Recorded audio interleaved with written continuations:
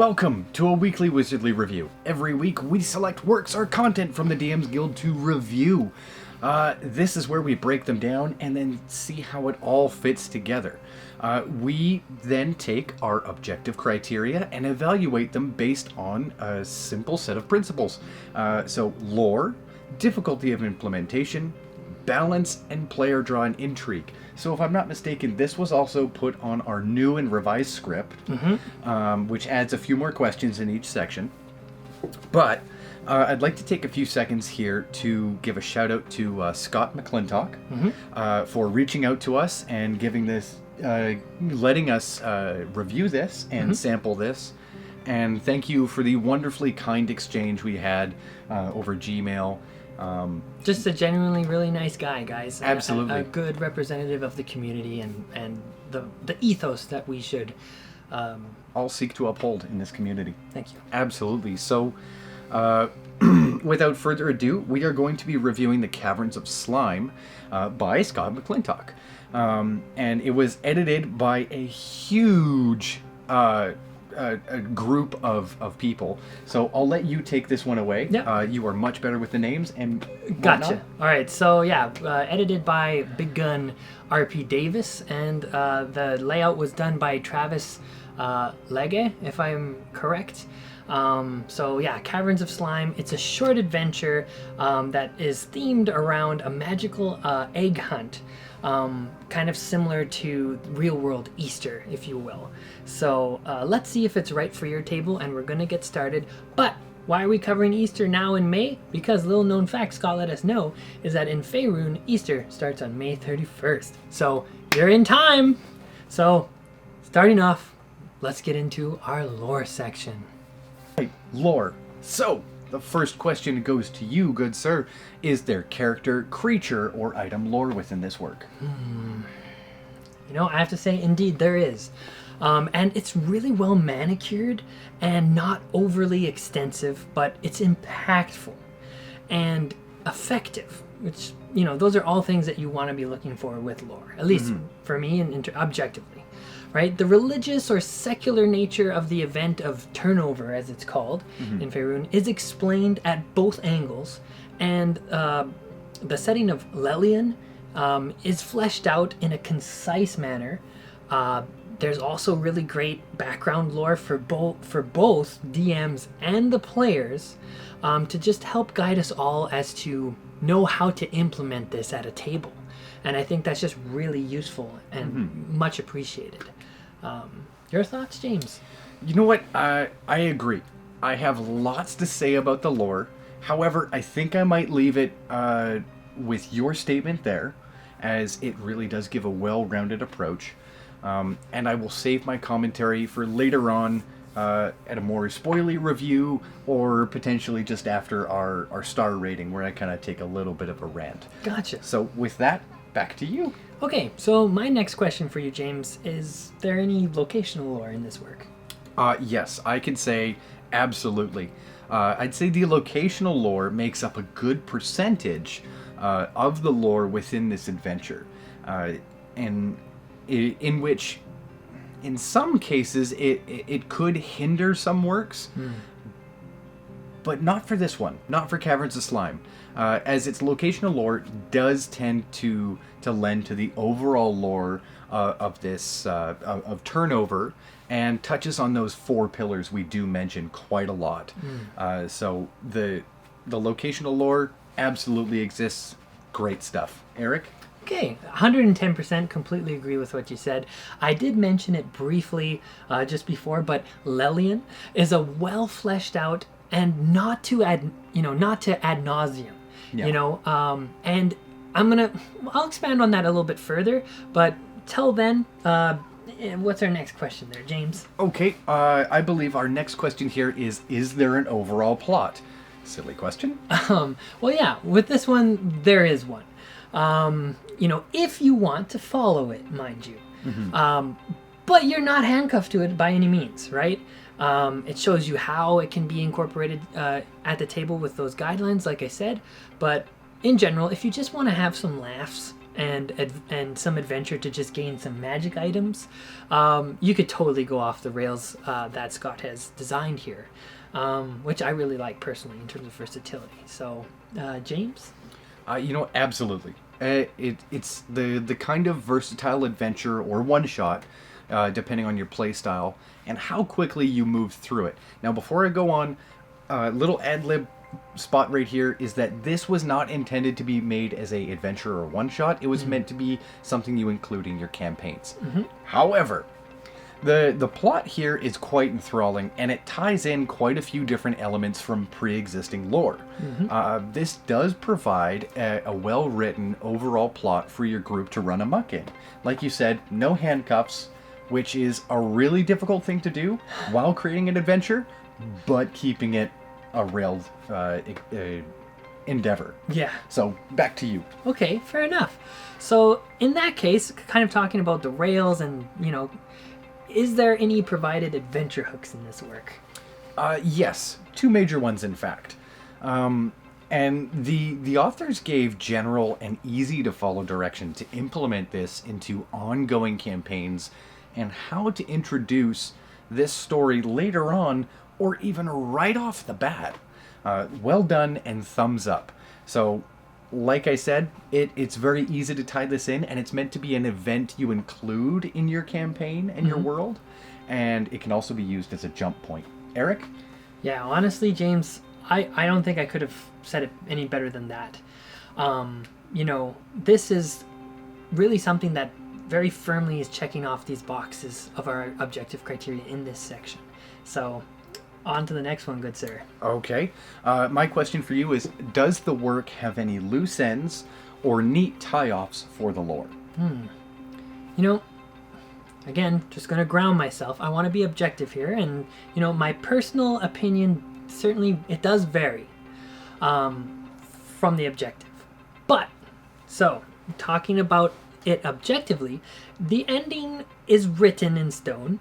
But there's definitely room for a few different outcomes based on how many eggs you turn in. Yeah. But it is an abrupt end that ultimately it's up to the party and the DM to kind of take it from there, which is totally fine, by the way. And I would say also that there's kind of no loot that kind of ends up being a result of that thing that happens. I don't want to spoil it, right? But, the ending may affect the replayability of this for some tables. And that's my only note that I'd really make on it. And so my personal gripe kind of surrounding this, I'm going to leave it for the spoiler section. Okay, so James? You know what? I totally agree. It is very clad in stone, the ending that is. However, it's still a very satisfying end to a one-shot. It also has that kind of classic 80s, 90s family show ending, which kind of gave me like nostalgia, like teaches you a good life lesson kind of deal. I really enjoyed it. So, off to the next question. Fair enough. All right, so would you say that this, how does it fit in the pre-established D&D lore? You know what? Definitely. Directly. Directly mentions certain locations by name, gods within the pre-established lore. So, to be simple and blunt about it, this does fit quite well and very easily. So, great work there. And with that, I will turn it over to you for your thoughts. Okay, yeah, no, 110%, man. Like, it couldn't have said it better. Exactly. It is crafted to fit into the established lore surrounding one, in particular, prominent deity. And it helps to flesh out and fill out the world of Faerun in particular a little bit more for players who are looking for some lore-friendly levity, just something fun to do, and so James, what's next? Okay, this will be our final question in our lore section. Does the lore, and it's a new one, does the lore provide realistic characters and or motivations? Gotcha. I'm really glad that we chose to include this one. Just 1 second. So I would say to a degree. But alas, that's again a little bit more of my personal opinion shining through. But yes, the characters have very clear motivations. However, how realistic? you might view them, I think, is dependent on your own views of, I guess, reality as a whole, not to get too meta. So it's kind of hard for me to be objective about it. So how about you, James? You know what? There is a decent amount of development in this area. I'd say the motivations are fairly basic at their core, but they're not two-dimensional. It could be an area for improvement, but this is meant to be starting or at the beginning of a campaign or a one-shot, not a drawn-out full campaign or high-level adventure module requiring mass amounts of intrigue. It provides a decent amount of straightforward character lore, motivations, and a plot. Yep. And it does so very, very well. So with that, this brings us to our star rating for the lore section. Eric, what did you think it was that it garnered? Okay, well, looking at it objectively, talking about just all the points that we went through with our objective criteria, along with kind of the new question in there to give it a little more of an interesting lens, I would say that this is a solid, very good 8 out of 10. Mm-hmm. For outlining pre-established lore, developing it better to fit in at any table for the most part, and just giving some levity. Mm-hmm. Like I said, for me, like that handcuffed ending is just objectively something that, it's a thing, and it, for me, it kind of knocked a point off. How about you? Well, to counter that one objectively, that is kind of how it's meant to be. Oh yeah. In the pre-established like seasonal and religious lore around this, and in the secular lore around this time of year, mm-hmm. right?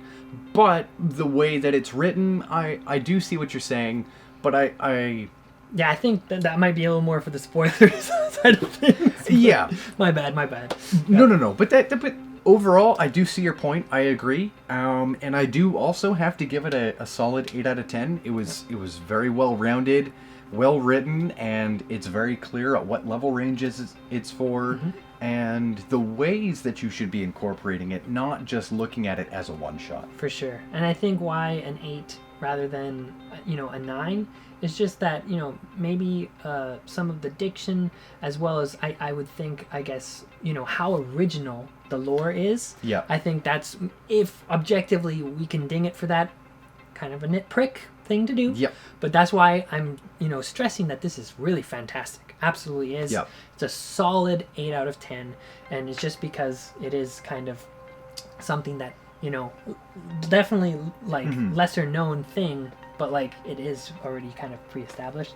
Yeah. Right. And so you can't say that it's setting agnostic either. So it's just one of those things, guys. Just I even feel dirty talking about it. But yeah. Like, man. So just a quick recap here. An 8 out of 10 is still really solid, but when we give something really high points, it does make it easier in a sense to pull points away from it, because there's less to draw from, and it's got to be that fine-tuned like critical eye. Yeah, and we don't like just giving out 10 out of 10s on the channel, because no matter what, there's always going to be certain issues or personal complaints, but we're trying to be as critical and objective as possible.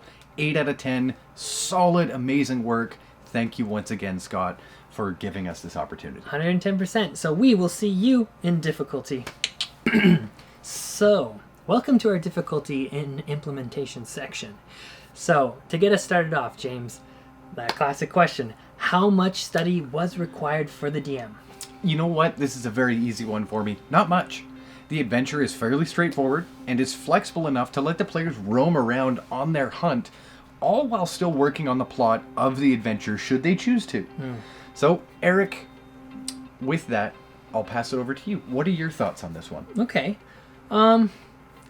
I loved everything that you said. I'm just going to add a little something on that one. And it's just that, if a DM could take some time flipping back and forth across the pages, just to find the locations in each chapter, that's a little bit of work. And a less experienced DM might get a little flustered having to do a lot of that, especially when they're in the heat of the moment and if they're caught off guard with like what the players are doing. But otherwise, like you said, it's pretty straightforward investment in terms of the time that's needed for a DM, and you can definitely hear in my voice that that's coming from personal experience. for me. That's about it. So, James. Okay, so my question to you is how much studying or note-taking was required for the players? Slightly different question now. Okay, gotcha. All right. So, I would say the way that the author has written this, Scott, provides players with a background section, right? Like I had mentioned earlier, to get them all up to speed. And from there, it's totally on them to dig deeper on any lore that they would like to. But, you know, none is really needed if you don't feel like it. So it's nice. It's straightforward and it's minimal, effort. James, your thought? You know what? I think you wouldn't really need to do any study player side. If you wanted to investigate the divine presence that is written into the lore of this story, then sure. Otherwise, note-taking is the most you would need to do, and it would be fairly simple, which in this case is great. Yeah, I agree with you completely, because not to spoil anything, but like, you know, keeping track of some of the clues towards the location of things. That's all. Exactly. So my next question is, of the charts and tables and guidelines that were provided, if there were any, were they beneficial for DMs and players? Okay, this is one of our improved questions here. So, first off, yes, there were several well laid out and designed charts and tables, all providing exactly what is necessary for the DM and player knowledge when they need to know. Were they beneficial? I'd say yes. I didn't find the layout obtrusive or distracting. They were a great asset and great for quick reference. So you know what? I'll conclude my part there and hand it over to you. What do you think? No, 110%. I agree with you completely. However, again, just a little note on kind of style when I'm talking about, when I get to the intrigue section. But, you know, other than that, they did precisely what they needed to, and they are beneficial for all at the table. James, what's next? Okay, so my question to you is, what was the level of in-game difficulty for this module? Okay, well, I think that it was very straightforward, and it's not going to be a challenge for characters in combat. But it will certainly make use of the usually neglected skills, such as what I'm talking about is skill checks that are available to all player characters. It's the main mechanic of D&D, and so it's fun, it's story-filled, and it's a transitional event, I would say. So, James? You know what? Agreed. I do believe that within this work, it is stated it's meant to be used early on and to help develop newer players. I'll quote it here. So, begin quote. A certain amount of tedium at the beginning of an adventure or a campaign as our heroes explore their starting city.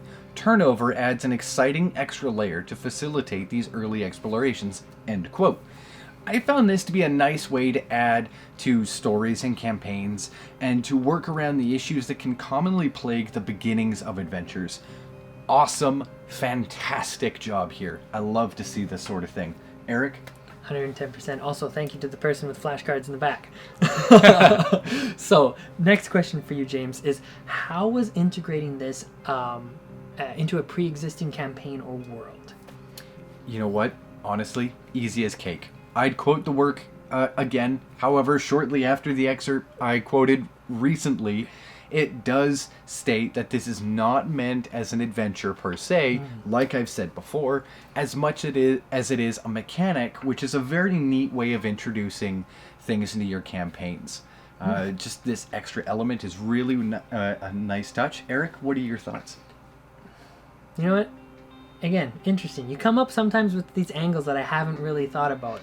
So, I have to say, well, it depends on the group and their skill level, ultimately, I would say.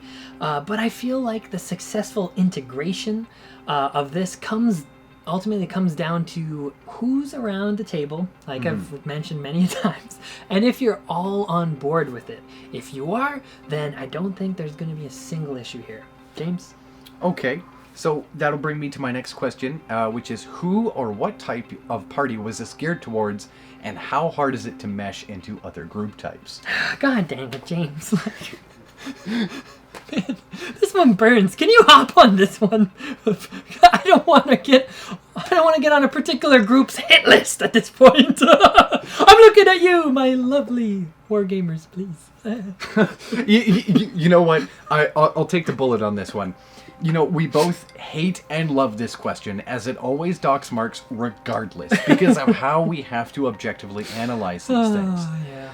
So, sorry, wargamers. This is designed for everyone, although it does lean a little away from the murder hobos, and our favorite people to pick on is the wargamers. Sorry, we love you all. Unless you wanted to steal stuff from other NPCs, I guess you could. Things could get interesting. Anyways, all in all, geared towards new players or RPs, maybe the map wanderer types, etc. But that's all I have to add there. Couldn't agree more, and we haven't mentioned those people. Exploration is a huge pillar. This leads me into the next question. What was the payoff in and out of game? Oh, well, in-game, you get the chance to play around with a really neat mechanic of the enchanted eggs. Like we've mentioned, it's an egg hunt, as well as as interacting with NPCs in a supposedly non-violent competition. That's an interesting thing to have in D&D at all. Yep. I say supposedly because players. I mean, what? Eric? I'm keeping this in. Oh man, James, like, okay, this is where I'm split. Okay, the eggs that give you these awesome powers, they get pulled right from underneath you. And, you know, they're 20 gold pieces, and, you know, magic items may seem kind of light, but at the first levels, you know, it's way more logical, and, you know, this event serves as kind of a crash course on how to use magic items, especially for first-time players. So, you know, in-game, it's kind of chill, but out-of-game, it could be really rewarding for lots of players, you know, but it could be underwhelming for some based on the ending, I would just say. That's it. James? You know what? Finally, our question here, is this work able to be a plug-and-play? A new question. Is butter meant to go on toast? Do eggs come from chickens? I certainly hope so. I think you catch my drift here, man. Like, yes, it's meant to be. And we can confirm just after taking a look through it. James? You know what? To take your token line 110% here, buddy. Oh. This is designed like that, and is done so rather flawlessly. The first few pages, the authors mention that it is not meant to be its own standalone adventure. I've mentioned this ad nauseum at this point. And the lore of the Easter egg hunt is included there, which really, it's really neat. Honestly, kudos on the whole thing. Great job here. This, I feel, hit on something that we actually haven't seen before. Yes. Which is catering to the absolute newbies coming into D&D. And I don't mean that term in a negative connotation. Not at all, no. No. I mean, I would have appreciated something like this when I first started playing D&D, so I actually kind of got the... Took the words right out of my mouth. Couldn't agree more, because magic items is really something hard to wrap your head around, especially like how to use them. Yeah, and appropriately, no less. Exactly. Yeah, no, and I think this does it in a way that is, again, like we mentioned in lore section, it's lore friendly, and it's got levity to it, so that there's not this pressure cooker situation, and you're going to have some fun and some laughs while doing it, and you'll be learning the mechanics of the game kind of in a passive, almost subconscious way. Yeah. You know? Now, my final point before we get to our score here, one thing I think we should add to the difficulty section is difficulty in scaling this for your party level. Oh, yeah. Because, you know what, looking at this, you could do it at any level. It's true. And maybe not directly the adventure. Right. And that's the only thing where I would say in terms of like difficulty of implementation, maybe objectively where it kind of loses just a couple little marks, if you will, maybe half a mark, for example. It's just because it is kind of geared to a certain lens. Yep. But it doesn't have to be. Exactly. Yep. And the principle and point of it is very, very easy to just tie into any level. Agreed. And to have that nice interruption between your murdering expeditions within dungeons, keeps, cities, wherever you decide to just poke your bad guys. Anyways, bringing us to the final score for our difficulty in implementation section, I gave it a solid 8.5 out of 10. Yeah, I couldn't agree more, alluding to the kind of 0.5 that I had mentioned earlier. Yeah, 8.5, just because, again, when we talk about difficulty of implementation, right? How hard is it for a DM to implement at their table? You know, that 0.5, just because it requires a little bit more work to implement it at higher levels, as it's not originally intended for that purpose, and it would just, you know, be on the DM to kind of go out of their way to kind of scale things and switch things, you know, around a little bit, you know, so that they don't have to start a whole new campaign just to enjoy this thing, right? Yep. And yeah, so yeah, solid 8.5 out of 10, extremely, really well. Yeah, I think that's going to do it for difficulty of implementation. We will see you in the next section. Balance. Bam. Greetings. Welcome to Balance. So, my first question I fire off directly to you. Is the lore balanced within this work? Well, James, I would say so, I have to say. It plays into the mechanics of the eggs, the hook, and the ending nicely. And it just, the lore, you know, builds threads that create kind of a solid bridge upon which the story kind of walks upon, to use some personification. Yeah. James, what do you think? You know what? I'd say that the lore really drives this one home. I stand by your statement there. So let's continue on. Eric? Okay, so my question for you then is, you know, were the combat or non-combat situations here balanced? You know what? Honestly, I'd have to say yes. Don't take that as don't take that hesitation as bad. Okay. It's a genuine, thoughtful process. This is a lower level, first to third kind of adventure. However, it does have some encounters that if the dice truly brutalize a player or their group, it's reroll or hope your DM lets you kind of collect the bones of your compatriot and have them resurrected. But honestly, I found the encounters were all around really well balanced. Just hope that you treat those dice nice, because otherwise you goopy. Eh? Yeah, honestly, just to jump in, yeah, 110% James, I got nothing else for you. Okay, so my question to you is, were the mechanics of fights, items, encounters, and creatures balanced and flexible? Alright, so, again, these might have been a little bit more leniently skewed towards kind of the RP players, most certainly. But given the theme and the intent, that's important, the intent of the module, it all makes sense. Since they use, you know, predominantly monsters from the monster manual, mechanically the encounters are balanced and for the level of the players, and like you mentioned, like what the range it's supposed to be at. But if you were going to try and run kind of a more grim-dark Easter egg hunt, and I don't even want to know what that would be like, along the lines of, like, the Hunter games, then you might be a little cheesed with this. I'm just picturing Bunnicula with, like, blood dripping from a giant bunny's face. Anyways, you know what? Priceless. Honestly, there is definitely a lean towards RP here. I totally agree. So with that, let's move along to our next question. Yeah, gotcha. So would you say that the reward to the in-game difficulty ratio is appropriate? You know, I know what your answer is for this one. And I agree wholeheartedly with you. Okay. So I will directly pass it to you while I try and scrub the image of Bunnicula out of my mind. Gotcha. All right. Scrubbing that away and just stealing my own question here. Hands down. It's the easiest question that we have here for you guys today. Yes, it really is. And what really makes this worth considering for your next campaign? James, anything else? Okay. My final question to you in balance.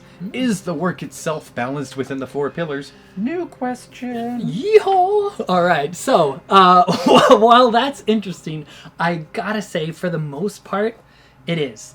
Although naturally, again, this leans more heavily on the exploration and RP pillars as it draws on lore to make it all work out in the first place. You know, combat, definitely a little more on the Philadelphia Light side. How about you, James? Cream cheese. Okay, you know what? Agreed. I couldn't have said it better myself. Let's get straight to our rating here, boss. Okay. Alrighty. Take it away. Alright, fine. This one, not to sound like a broken record, but literally when we went through the objective criteria and we're putting our points together, this one also came out to an 8.5 out of 10 for balance. Looking at it, and how things fit in with the 4 pillars, it makes sense, especially when we talked about the difficulty of implementation, and kind of those difficulties do kind of bleed into the balance of this project, which I have to say is kind of a first for us. That normally they're a little bit different, but for the most part, difficulty of implementation and balance do tend to have similar scores. But this was the first time where it was like, whoa, right on, okay. But yeah, 110%.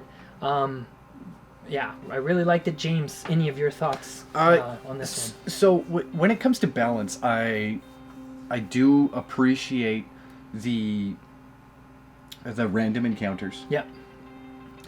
There's no spoilers here. Nope. And I do really appreciate that there were creatures selected to be the primary bad guys. For sure. That have a serious impact on characters of any level. Yep.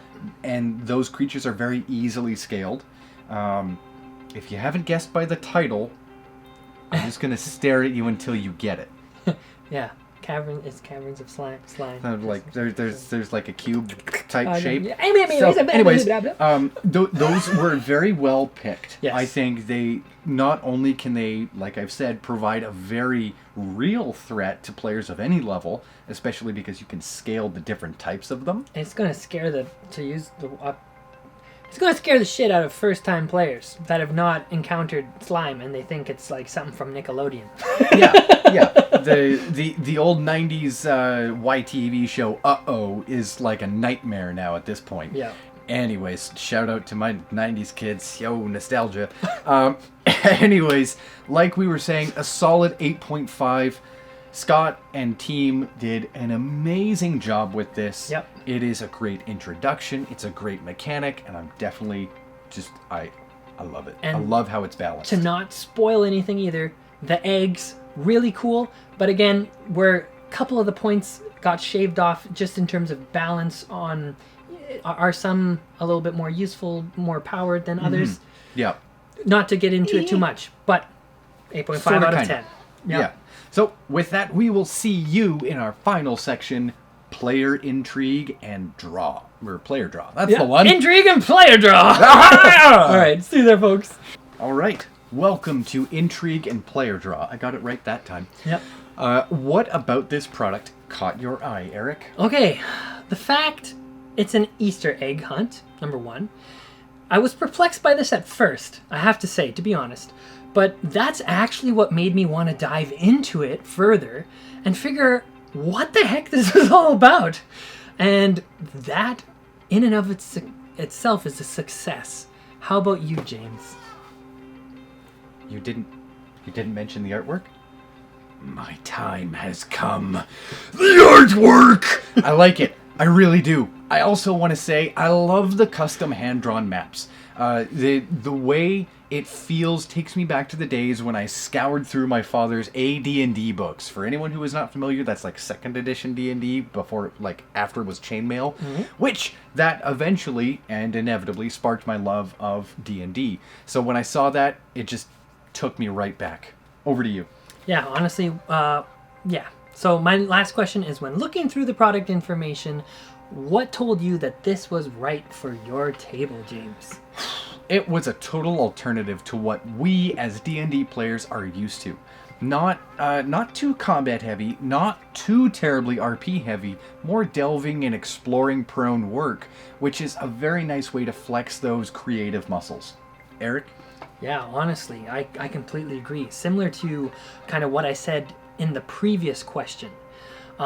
It's different, it's unique, and it's got a real palpable theme.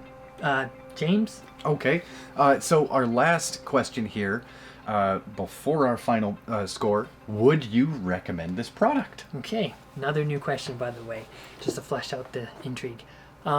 Certainly. I would recommend it for people who are looking to do more light-hearted events with a little bit of a twist to kind of help fill the time when transitioning either between the tiers of play, perhaps, or, just those who are looking like genuinely for an Easter-themed adventure that they can play over the course, of perhaps that day, right? So definitely give it a look and see if it's for you. James? You know what? Absolutely.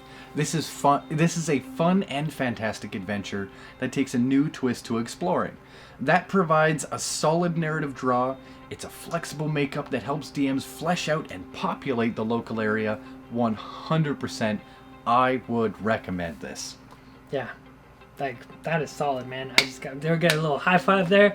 So with that, it's going to bring us to our wizardly rating for Intrigue. James, what do we got for the number first, and then we'll go on our thoughts. Okay, a 7.5 is our number for Intrigue and player draw. Okay, I'm gonna agree with you on that one. So before anybody, again, we're gonna obviously explain ourselves ad nauseum, perhaps. Whenever we give something a little bit of a rating that might be surprising when you look at the other ratings that it's already been nailing out of the park, to be quite frank. 7.5 is very solid, very good. Remember, James, 5 is the average Yes. DM's Guild stuff. Yes, I It's think like the standard. Yes. So like I said, I think James objectively here, it's got its own unique kind of artwork, maybe artwork that isn't so concurrent, but like you said, it has a certain place within the hobby itself, historically speaking. Absolutely. The only thing to talk about that and why it dinged a couple points and to talk about, and this isn't really spoilery at all, is just on some of the maps, some areas were hand drawn and they were honestly hard to make out. You can zoom in and it'll get a little bit kind of fuzzy clearer, if that makes sense. Yeah. But then there were a couple, there's another map that had kind of post-editing text put into it to label other sections. Yep. I just felt like, and this is a nitpick thing, but like it's an honest one, and objectively that they, could have gone in and just, Done that for all of them. Exactly. Thank you, James. Yep. And because I have no issue with the art style itself. Yeah, it's just about clarity. Yeah. And that's So about it. so to kind of expand on that, you know how on some maps you have like, oh, location 1A is this. So you see 1A on your map and then you check your book. I'll be putting it up somewhere here. Somewhere as he here. talks about it. Somewhere. Yeah. And so, it'll say location 1A, and then you go and see what location 1A says. Yeah. But that 1A was kind of hard to see because, it was very clearly that this was carefully and wonderfully hand-drawn, and I'm pretty sure it was scanned in, Yeah. and then they did some post-editing for certain script and text. Yeah. I think with just a little bit of like a number 1 goes here, a number 2 goes here, and this, would have fixed that and alleviated that whole thing. Yeah, it would have made it just look that much more professional. Exactly. Now, one of the reasons I had to ding this one was for that reason, but to tie it up very quickly here before we give our final score, is it's not for everyone, which is fair. Exactly. That's the thing. That's the kicker. Yep. Critically and objectively, wargamers, murder hobos are going to be kind of like, Exactly. And there's, again, inherently there's nothing wrong with that. But objectively, on a scoring in terms of, the level of intrigue, like how wide is that net that can be cast? Exactly. Right? And for us, that's why it did take kind of, a couple of punches. Yeah, a couple of punches. And why it's a 7.5 is because, exactly, it is themed. So by narrowing yourself into that niche, you're narrowing yourself into that niche. And then, especially based off of what type of material it is and how it's based, like we talked about for once, mainly a little bit more about exploration and some mechanics and being kind of new player friendly. Again, as you do that, you do kind of trade off with other groups. Some other ones, yeah. Yeah, so, But there's nothing wrong with fitting yourself into a niche. No, not at all. Especially if you do it as well as the Caverns of Slime has done. Yeah, absolutely. So do not take our objectiveness or criticality as a personal opinion. No. This is honestly a great work, which will bring us to our final star rating. This garnered a mathematical write-up of 8 out of 10 absolutely for our star rating. It is solid, nails this theme out of the park. I don't think I've personally seen one around Easter. I might be missing it, but at least, one that is at this caliber. It's really well thought out. It's fun, levity, a good time at the table for honestly I think anybody. That's a personal one. I think anybody. But certain groups are definitely, like we mentioned, going to be more leaning towards it or not. And yeah, I would just really recommend that you go pick this up. And just check it out and see if it's for you. You know what I mean? And go support the creator. Like, this is some really good work. Yep. Support them and their team in whatever way you can. And, just go and enjoy this. Yep. Like, even if you and your group are already like, whoa, way up there, high level, but someone else in the group is like, hey, I want to try my hand at DMing for the first time, this would be it. This is the thing you give them. Agreed. You get them to DM this, and it should be a smooth sailing. For both players and the DM, especially with those guidelines that, Scott, you wrote out. Very well done. So 8 out of 10, solid. As always, link in the description below, as well as our affiliate link for any other materials that you have on your shopping list. We would greatly appreciate it. It helps support us and help us support the community as well. And as always, our social media is all below, and our Patreon, so that we can continue to grow and develop and get better for all of you guys there on that side of the screen. So with that, that's going to end, that's going to end this. Yep. James. And with that, we will see you through the rift.